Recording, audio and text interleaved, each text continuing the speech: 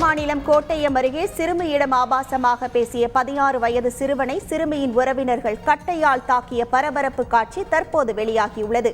சிறுவன் தப்பித்து ஓடிய போதும் அவனை துரத்தி தாக்கியுள்ளனர். இந்த சம்பவம் தொடர்பாக 3 பேரை கைது செய்தும் சிறுவன் மீது வழக்கு பதிவு செய்தும் போலீசார் விசாரித்து வருகின்றனர்.